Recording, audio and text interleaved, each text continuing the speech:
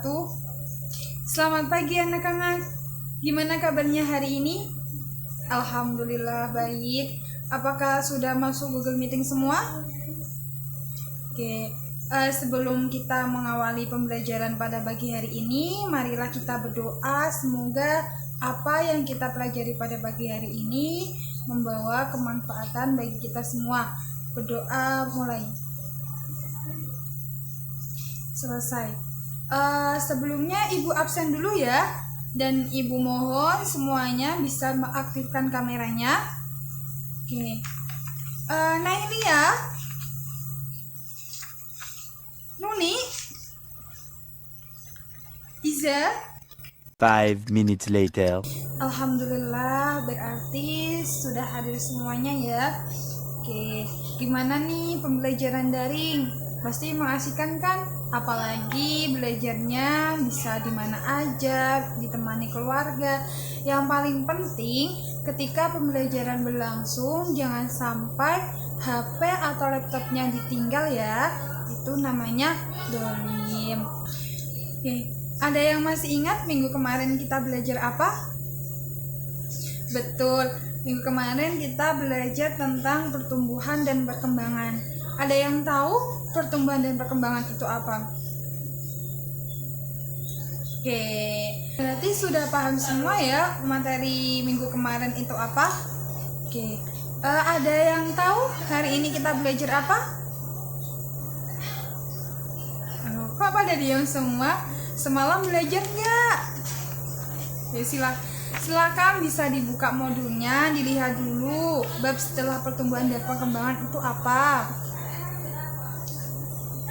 Ya betul, metabolisme sel. Ibu punya gambar, silakan bisa fokus dulu ke HP dan ke laptopnya masing-masing, bisa dilihat ini gambar apa. Ya, gambar lidah orang sakit. Nah, Ibu punya pertanyaan.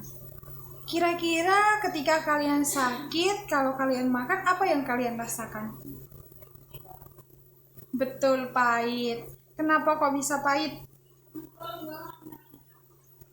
Iya, karena sakit. Iya, betul, karena sakit. Tapi alasannya bukan itu. Kenapa ketika kita sakit kita merasa pahit? Karena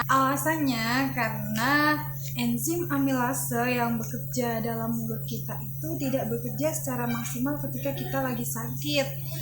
Karena enzim amilase itu akan rusak ketika badan kita demam atau panas. Jadi apapun yang masuk ke dalam tubuh kita itu tidak terserna oleh enzim amilase, sehingga yang kita rasakan itu pahit, bukan rasa manis. Lalu apa sih Bu manfaat kita belajar metabolisme sel? Nah, manfaat kita belajar metabolisme sel itu agar kita senantiasa menjaga asupan gizi yang masuk ke dalam tubuh kita, sehingga proses metabolisme yang ada dalam tubuh kita itu dapat berlangsung dengan baik. Nah, ketika metabolisme tubuh itu berlangsung dengan baik, maka pertumbuhan dan perkembangan dalam tubuh kita itu juga akan berlangsung dengan baik. Kan masih ada hubungan materi dengan materi sebelumnya. Jadi nanti bisa disimak baik-baik ketika Ibu menjelaskan materi mengenai metabolisme sel. Selanjutnya Ibu akan memperlihatkan peta konsep mengenai materi metabolisme sel. Nah, metabolisme sel sendiri itu merupakan reaksi-reaksi kimia yang terjadi di dalam tubuh kita, baik itu yang memerlukan energi atau yang menghasilkan energi. Nah, metabolisme sel itu ada dua, ada katabolisme dan juga anabolisme. Katabolisme itu yang menghasilkan energi, sedangkan anabolisme itu yang memerlukan energi. Nah, dalam proses metabolisme dalam tubuh itu memerlukan yang namanya enzim sama ATP. Nah, enzim sendiri itu apa sih Bu? Enzim itu disebut juga dengan biokatalisator. Dia itu merupakan senyawa protein yang diproduksi oleh sel-sel di dalam tubuh dan berfungsi sebagai katalis yang mampu meningkatkan kecepatan reaksi kimia di dalam tubuh. Jadi enzim itu berperan sebagai pompa dalam proses metabolisme. Enzim itu tersusun atas dua komponen, Yang pertama yaitu komponen protein atau apoenzim, dan yang kedua yaitu komponen non-protein atau kofaktor. Yang selanjutnya yaitu mekanisme kerja enzim, di mana enzim bekerja dengan cara bereaksi dengan senyawa lain atau yang disebut dengan substrat untuk membentuk suatu kompleks enzim substrat atau ES. Nah, si kompleks enzim substrat ini atau ES ini dia itu sifatnya sementara dan dia akan terbentuk pada sisi aktif. Kemudian dia akan pecah lalu menghasilkan sebuah produk baru. Dan mekanisme kerja enzim itu ada dua. Yang pertama teori gembok dan anak kunci atau lock and key, dan yang kedua itu teori induced feed. Teori gembok dan anak kunci ini enzim di mana sisi aktif enzim itu hanya memiliki kesesuaian satu macam saja.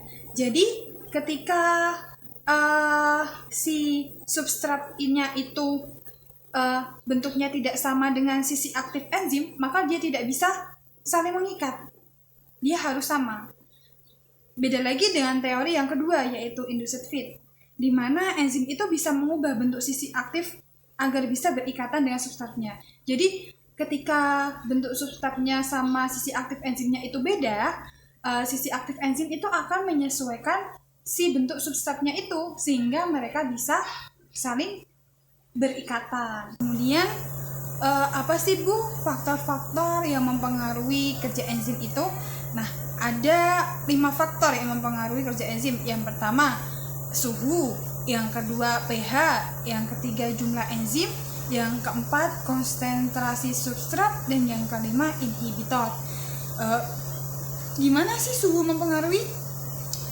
Aktivitas enzim itu akan meningkat ketika suhunya mencapai suhu maksimal dan bekerja maksimal ketika pada pH optimum, dan semakin banyak jumlah enzim maka semakin cepat laju reaksi, dan semakin tinggi konsentrasi substrat maka semakin cepat juga laju reaksinya, dan semakin banyak jumlah inhibitornya maka semakin lambat laju reaksi yang dikatalis.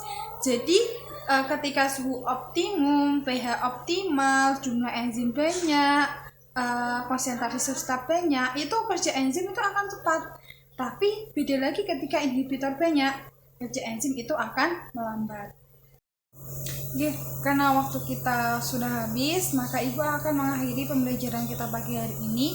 Tapi sebelum Ibu akhiri, silakan nanti ketua kelasnya bisa membagi menjadi beberapa kelompok, dan silakan nanti masing-masing kelompok bisa membuat grup dan grup WhatsApp, dan nanti Ibu akan kirim LKPD, kirim lembar kerja buat kalian.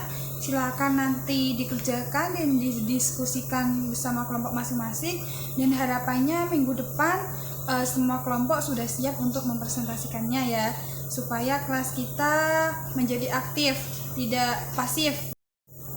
Oke, mari kita akhiri pembelajaran ini dengan bacaan hamdalah bersama. Alhamdulillahirrahmanirrahim. Kurang lebihnya Ibu mohon maaf.